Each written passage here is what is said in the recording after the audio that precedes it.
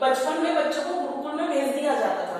वहां पे जब तक शिक्षा पूरी नहीं होती बच्चा वहीं पर रहता था, ठीक है, और शिक्षा पूर्ण होने के बाद वो आता था, ठीक है। तो सुदामा और कृष्ण ने एक ही जगह से शिक्षा ग्रहण की थी, ठीक है, वहीं पे वो दोनों मित्र बने। जब उनकी शिक्षा पूर्ण हुई तो वो अपने अपने स्थान पर आए। अब चूंकि कृष्ण तो क्षत्रिय थे इसलिए वो क्या बन गए, राजा, और सुदामा क्या थे, ब्राह्मण, तो वो निर्धन रहे, मतलब वो मांग के खाना, निर्धन रहे। तो एक बार क्या होता है बच्चों की, सुदामा की पत्नी को पता चलता है कृष्ण और सुदामा मित्र है, तो वो कहती है अपने पति से, किसे, सुदामा से, क्या कृष्ण के मित्र हो, फिर हमारी हालत ऐसी खराब क्यों है, हम इतने गरीब क्यों हैं, आप अपने मित्र से मदद क्यों नहीं मांगते। सुदामा कहता है नहीं, मैं अपने मित्र से मदद नहीं मांगूंगा। लेकिन उसकी पत्नी उसे बहुत कहते कि नहीं, आप मित्र से मदद मांगने जाओ, और अपनी पत्नी के कहने पर वो सुदामा से कृष्ण से मिलने द्वारिका चल पड़ते हैं, ठीक है। तो इसमें ये जो चैप्टर है इसमें सुदामा और कृष्ण का ही वर्णन किया है कि इतने सालों बाद सुदामा को देख के कृष्ण का क्या हाल हुआ, कृष्ण ने कैसे उसकी आवभगत करी, वो सब, ठीक है। अब देखो बच्चों, मैंने आपको बताया था दोहा, कविता, ऐसे का कोई पाठ होता है तो उनमें हमें 100% व्याख्या करनी पड़ती है, ठीक है। अब तो सबसे पहले इसमें आप लिखोगे प्रसंग। प्रसंग में क्या होता है बच्चों, प्रसंग में आप बताओगे उपरोक्त पद्यांश हमारी हिंदी की पाठ्य पुस्तक पाठ 12 सुदामा चरित से लिया गया है। इसके लेखक नरोत्तम दास है, और इसमें सुदामा जब द्वारिका पहुंचता है तो द्वारपाल कृष्ण से जो वर्णन करता है उसके बारे में बताया गया है। समझ में क्या बताया इसमें, जब सुदामा द्वारिका पहुंचता है तो द्वारपाल जो सुदामा का संदेश कृष्ण को देता है उसके बारे में बताया है, क्लियर। उसके बाद आप लिखेंगे व्याख्या। व्याख्या में क्या होता है बच्चों, इसका अर्थ किया जाता है, ठीक है, पद्यांश का। अब देखिए, शीश पगाने जगह तल पे क्या होता है, सुदामा पहुंच जाता है द्वारिका पे, द्वारपाल उनको रोक लेते हैं, ठीक है। वो कहता है अरे कहाँ चले, इतना गरीब फटा हाल, अंदर कहाँ चले, तो कहता है कृष्ण मेरा मित्र है, मुझे उसके पास जाना है। तो वो उसको वहीं रोकता है और कृष्ण के पास द्वारपाल पहुंच जाता है और कहता है हे प्रभु, द्वार पे गरीब ब्राह्मण आया है, द्वार पे गरीब ब्राह्मण आया है जिसके शीश पगाने जगह तल पे, शीश यानी सिर पे, पगा यानी पगड़ी नहीं है, द्वार पे गरीब ब्राह्मण आया है जिसके सिर पर पगड़ी नहीं है, न जगह तल पे, जगह मतलब होता है ढीला ढाला कुर्ता, और ना ही उसके शरीर पे कोई कुर्ता है। द्वारपाल कहता है कृष्ण से हे प्रभु, द्वार पर एक गरीब ब्राह्मण आया है जिसके सिर पे पगड़ी नहीं है और उसके शरीर पे कोई कुर्ता भी नहीं है, ठीक है। प्रभु जाने को आए बस एक यही ग्राम, और ये भी नहीं पता कि वो किस गांव से आया है। पहले लाइन समझ में आ गई। द्वारपाल श्री कृष्ण को कहता है हे प्रभु, द्वार पे एक गरीब ब्राह्मण आया हुआ है जिसके सिर पे पगड़ी नहीं है और शरीर पर कोई कुर्ता भी नहीं है, और वो किस गांव से आया है ये भी पता नहीं है। धोती फटी सी, लट्टी दुपट्टी, उसकी जो धोती है वो भी फटी हुई है और कंधे पे दुपट्टा लटका रखा है। क्या बताया द्वारपाल ने, धोती फटी सी, उसकी जो धोती है वो फटी हुई है और कंधे पर दुपट्टा लटका हुआ है। अरुपाय उपनाहु नाही सामा, अरुपाय, और पाँव में जूते तो क्या, जूतों के निशान भी नहीं है। जब आप चप्पल जूते कुछ पहनते तो निशान करते हैं ना अपने, तो द्वारपाल कह रहा है कि उसके ना सिर पे पगड़ी है ना शरीर पे कुर्ता है, और वो किस गांव से आया है कुछ भी नहीं पता, ठीक है। उसकी जो धोती है वो फटी हुई है और कंधे पे एक दुपट्टा लटका हुआ है, और उसके पैरों में जूते तो क्या, जूतों के निशान भी नहीं है, क्लियर। द्वार खड़ो द्विज दुर्बल एक, द्वार यानी दरवाजे पर खड़ा है एक गरीब ब्राह्मण।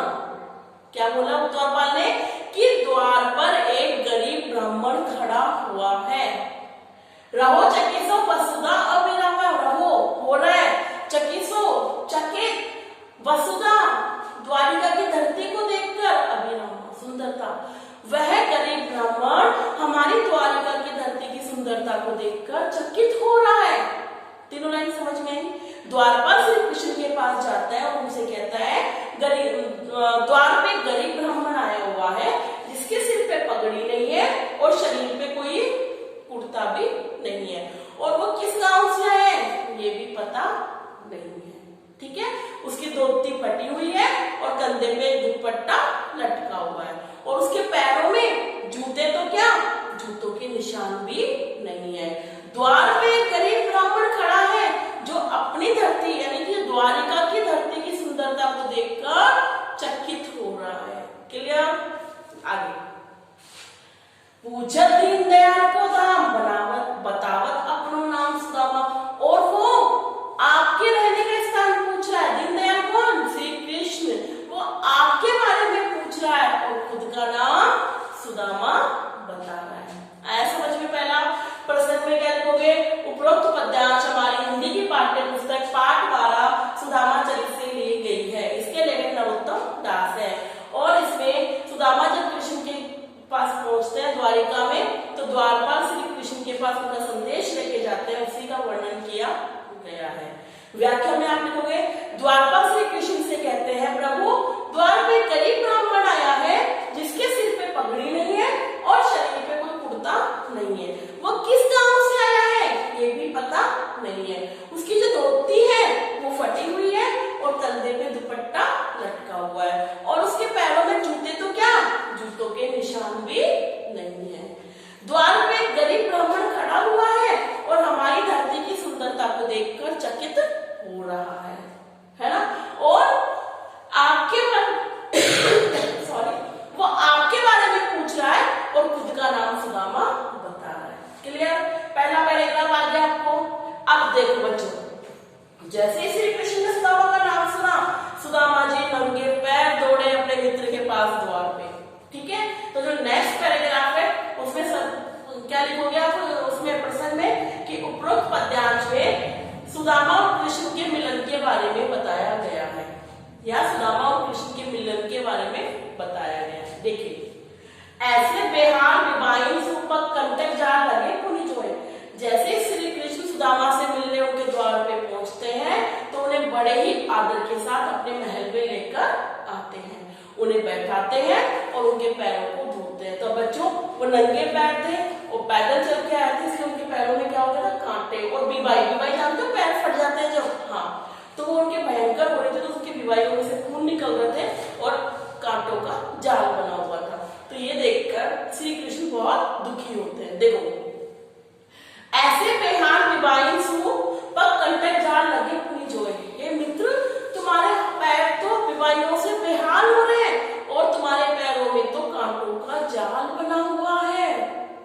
हाय महादुख पायो सखा तुम, हाय हे भगवान, हे मेरे मित्र, तुमको तो बहुत दुख मिला है। तुम आए इतने न कितने दिन को है, तुम इतने दिन बाद क्यों आए, पहले ही आ जाते। सुदामा की दीन दशा देखकर श्री कृष्ण को बहुत दुख होता है और वो कहते हैं कि मित्र, तुम्हारे पैर विवाहियों से फटे हुए हैं और इसमें कांटों के जाल बने हुए हैं, तुमको तो बहुत दुख मिला है, तुम इतने दिन बाद क्यों आए, पहले ही आ जाते। क्लियर? देखी सुदामा की दीन दशा, करुणा करके करुणानिधि रोए। सुदामा की ऐसी गरीबी की हालत देखकर सब पर दया करने वाले श्री कृष्ण भी रोने लग गए। सुदामा की ऐसी दीन दशा, गरीबी की हालत देखकर सब पर करुणा बरसाने वाले श्री कृष्ण भी रोने लग गए। पानी परात को हाथ छू नहीं, नैनन के जल से पग धोए। मतलब उनको इतना दुख हुआ कि पानी की परात को तो छुआ भी नहीं और अपने आंसुओं से ही सुदामा के पैर धो दिए। ऐसे समझ में? तो इसमें लिखोगे कि श्री कृष्ण जब सुदामा से मिलते हैं तो मिलन का वर्णन इसमें किया गया है। जब श्री कृष्ण सुदामा को बड़े आदर के साथ महल में लाते हैं, उन्हें बैठाते हैं, और जब वो उनके पैरों को धोने लगते हैं तो उनके पैरों का हाल देखकर उन्हें बहुत दुख होता है। उनके पैरों की बाइयां फटी हुई थी और कांटों का जाल बना हुआ था। ये देखकर श्री कृष्ण कहते हैं, हे मित्र, तुमको तो बहुत दुख मिले हैं, तुम इतने दिन बाद क्यों आए, पहले ही आ जाते, पहले ही आ जाते। ठीक है? और सुदामा की ऐसी गरीबी की हालत देखकर सब पर दया करने वाले श्री कृष्ण भी रोने लग गए और उन्होंने पानी की परात को तो हाथ में नहीं अपने आंसुओं से ही उनके पैर धो दिए। क्लियर? अब क्या होता है बच्चों, आपको पता है किसी के भी घर जाते हैं तो खाली हाथ नहीं जाते हैं। तो सुदामा ने भी अपनी पत्नी से कहा कि मैं खाली हाथ कैसे जाऊं, मेरे पास कुछ देने को है नहीं। तो क्या होता है, सुदामा की जो पत्नी होती है वो चावल बना के बेचती है कि तुम ये चावल दे देना। अब वो देखता है वहां तो कृष्ण की ठाट बाट कि अरे तो बहुत भाई राजा है, बहुत है। तो उसने अपनी पोटली छुपा ली बगल में, क्योंकि उसको शर्म आ रही थी देने के अंदर, है। तो अब कृष्ण उनसे क्या बात करता है, इसी का वर्णन इसमें है। देखो, कछु भाभी हमको दियो सो तुम काहे न दे। उन्होंने पोटली देख ली तो वो कहते हैं कुछ भाभी ने हमारे लिए भेजा है तुम हमें क्यों नहीं देते हो। श्री कृष्ण सुदामा से कहते हैं कि भाभी ने जो मेरे लिए भेजा है वो तुम मुझे क्यों नहीं देते हो। चापी पोटली का आंख में रहो के लिए तुम चापी यानी छुपा ली पोटली को बगल में, काख मतलब बगल में, तुमने उस पोटली को बगल में छुपा ली, मुझे इसका कारण बताओ। आई समझ में? श्री कृष्ण सुदामा से कहते हैं कि भाभी ने मेरे लिए अगर कुछ भेजा है तो तुम उसको मुझे क्यों नहीं दे रहे, उस पोटली को तुम बगल में छिपा रहे हो, इसका मुझे कारण बताओ। क्लियर? अब देखो आगे चला, गुरु मात दे लये तुम चाबी हबी नहीं दिए। अब क्या होता है, बचपन के मित्र है तो श्री कृष्ण गुस्से में कहता है हमें याद है पहले भी गुरु माता ने चने दिए थे और सारे चने तुम खुद ही खा गए, हमें कुछ भी नहीं दिया। ठीक है, बचपन में मतलब क्या, सुदामा और कृष्ण जी को जो गुरु माता थी वो लकड़ी लाने के लिए जंगल में भेजती है, तो बहुत ठंड आती है तो गुरु माता क्या करती है, थोड़े से चने देती है और कहती है कि तुम ये खाते जाओगे तुम्हारे शरीर में गर्मी आएगी और तुम लकड़ी लेके आओ। ठीक है, अब क्या होता है कि कृष्ण तो चंचल थे तो पेड़ पे चढ़ जाता, तो वो उनके चने किसको दे देता है कि मैं ऊपर चढ़ूंगा तो गिर जाएंगे। ठीक है, और कृष्ण पेड़ पे चढ़ के लकड़ी तोड़ने लगता है, वो नीचे गिराता है और वो सुदामा क्या करता है, एक एक एक करके सारे चने खा जाता है। तो कृष्ण वही कहते हैं कि आगे चला गुरु माता दे लये तुम चाबी हमें नहीं, कि पहले भी गुरु माता ने तुम्हें चने दिए थे, तुम अकेले ही उसे खा गए, हमें नहीं दिए। श्याम को मुस्काए सुदामा से चोरी की बात में हो प्रवीण। श्याम श्री कृष्ण मुस्कुरा के सुदामा से बोले चोरी करने में तो तुम प्रवीण हो। ठीक है, तो सुदामा ने, श्री कृष्ण ने कहा कि पहले भी गुरु माता ने मेरे को चने दिए थे लेकिन तुम उसे अकेले ही खा गए। और वो मुस्कुरा के बोलते हैं कि तुम चोरी करने में तो प्रवीण हो। पोटली काट में चापी रहे तुम, पोटली को बगल में छुपा रहे हो तुम, खोलत ना इस रस में। अरे खोलते क्यों नहीं हो, ये तो अमृत के रस से भीगे हुए हैं। खोलते क्यों नहीं हो, ये कहां से, अमृत के रस से भीगे हुए हैं। पांचवी वाणी अजून तजोकर होते से बाबुल के तंदुल खानी। पिछली बार की जैसे नहीं होने दूंगा भाभी के चावल के साथ। पिछली बार क्या, जैसे गुरु माता के चने खा गए वैसे मैं अब की बार नहीं होने दूंगा, भाभी के भेजे हुए तंदुल यानी चावल तो मैं खाऊंगा ही। आगे समझ में? एक बार लास्ट वाला दोबारा देखो। आगे चला गुरु मात दे लये तुम चबी हमें नहीं दिए, पहले भी गुरु माता ने तुम्हें चने दिए थे, तुम खुद ही चबा गए, हमको नहीं दिए। श्याम को मुस्काए सुदामा से, श्याम ने, श्री कृष्ण ने सुदामा से मुस्कुराकर कहा कि तुम चोरी करने में तो प्रवीण हो। पोटली काट में चापी रहे तुम, पोटली को तुमने बगल में छुपा रहे हो तुम, खोलत ना इस दारस वाले, खोलते क्यों नहीं हो, वो तो अमृत से भीगे हुए हैं। पोटली वाली अजून तो जो तुम पिछली बार की जैसे मत सोचना, तुम भाभी के चावल तो मैं लेकर ही रहूंगा। आगे समझ में? तो आज हम ज्यादा नहीं पढ़ेंगे, आज आपको इस पूरे पेज की 100% व्याख्या करनी है। मैंने आपको एक एक लाइन की व्याख्या बताई और सभी बच्चों